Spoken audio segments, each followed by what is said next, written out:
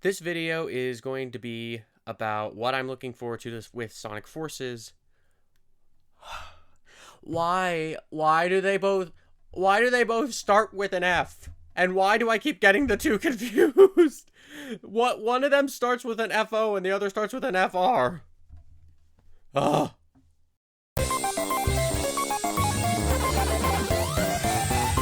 Are you ready? Let's go! So, Sonic Frontiers, the new Sonic game that's coming out the first week in November. It's gonna be this cool open world game where you play as Sonic, run around these giant islands, fight robots, and go fishing. I like fishing. I love the amount of freedom you can get in an open world game. Whether it be a 3D platformer like Mario Odyssey or Battle for Bikini Bottom, or a more adventure-styled game like Breath of the Wild or Horizon. I love it when a game gives me the ability to freely explore a world at my own pace. And to play as Sonic, a character who can run at high speeds through these vast environments, that just sounds awesome. In fact, it's kind of an experience I've always wanted from the character. The closest thing I got to that was LEGO Dimensions. So having a full-fledged game where I can just run around and do what I want, that's really exciting. So far, I really like the combat that they've introduced to the game. There's so many options for taking out enemies and also a good amount of enemy types. They're not all just the same baddies. I do have a couple concerns though. For one, Sonic does have a lot of attacks, but I'm hoping that there's like a pro and con to using each attack. I don't want it to just be like, oh, this attack can do just this amount of damage and you just keep spamming it over and over. I want there to be a reason for like why I would use his kick attack over his dash attack. The point I'm trying to make is I'm hoping that there is good versatility with using each ability. So it's not like I'll use this attack instead of this one, because you want to make sure that each attack has a function and is not just an attack for the sake of an attack, if you get what I mean.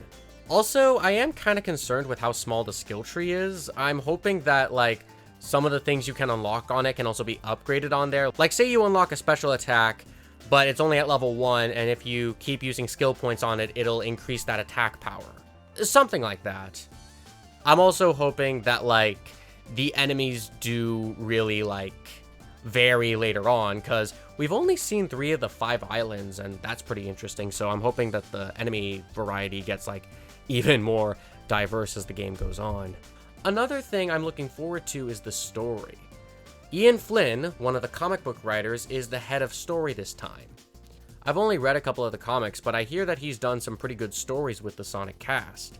So seeing him being brought on is not only great because we have someone who really knows the character this time writing the story, but also it must just be a dream job for him since he's been a fan of the character for years and now he's writing an official game story.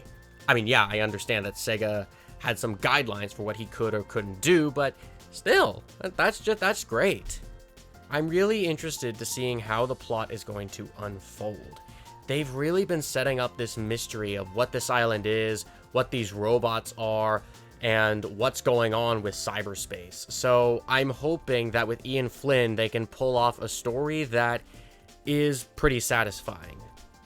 One hope I have, though, is that they're able to throw in a few lighthearted moments.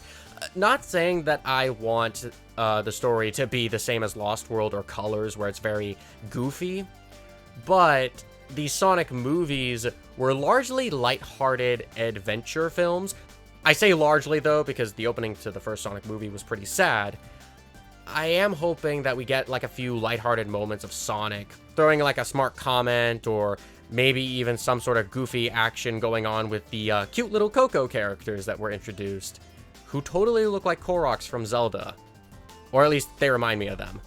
And kind of on that note, the main story is going to be 20 to 30 hours, but 60 hours if you want to complete the game.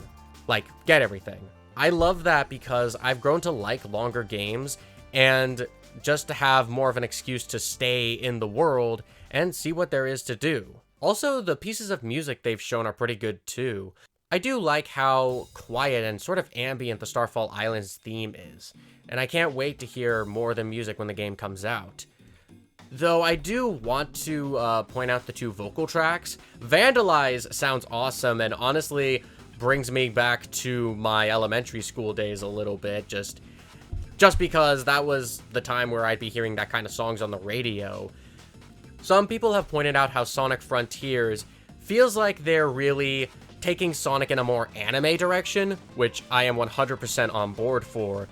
And you can really tell that they're doing that with their preview of I'm Here, which is the game's main theme, because the way they edited the video makes it look like an anime opening, and I love it. I'm here, reaching far across these new frontiers. With my life, I fight this fear. Sonic games have always had great music, and it's no surprise that Sonic Frontiers is keeping up the tradition. And I can't wait to hear the full version of I'm Here, as well as the rest of the songs that the game has to offer.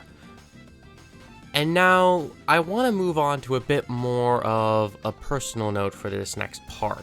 This part has to do a bit with how I feel about Sega with this game, but also a bit of a reason why I made that Sonic Forces video a long time ago. So, the reason why I made that Sonic Forces video a long time ago was because of how much negativity there was surrounding that game up to launch.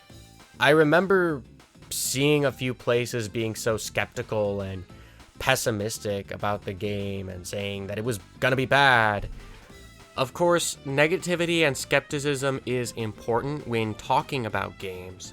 However, with Sonic Forces, I felt like there was just a lot of it, and when I made that video, I really just wanted to get a bit more positivity about the game out there. Even if it ended up being kind of outdated after the game came out, and also kind of funny to look back on because the game was disappointing. And who's to say that if Frontiers ends up being disappointing, that this video will also kind of fall into the same ballpark as that Forces video did, but let's not get ahead of ourselves. I made that video just so I could say, hey, I'm looking forward to this game, and this is why. And I feel like it's kind of hard to do that with Frontiers because I am looking forward to it, and there is still skepticism surrounding the game, but there's also been a lot more positivity, and Sega is clearly like putting a lot more effort into this game than with Forces. And it also feels like there's more of a reason to trust Sega this time than with Forces as well, because ignore that. I'm sorry. I set a timer for like 20 minutes. I'm turning it off. As I was saying, now look, Frontiers did struggle a bit in the marketing department at first, but it has gotten there where like it's clear that Sega really wants this game to succeed. Just hearing them say that they understood what players didn't like about Forces and how they really took their time with developing the game. They even started over at one point. They've been playtesting multiple times and are really trying to bring a quality experience this time. I really appreciate that. Obviously, actions speak louder than words, but obviously, the fact that they are addressing all of this is a great sign.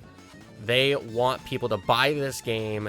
They're not just like putting it at a discount price like they did with Forces.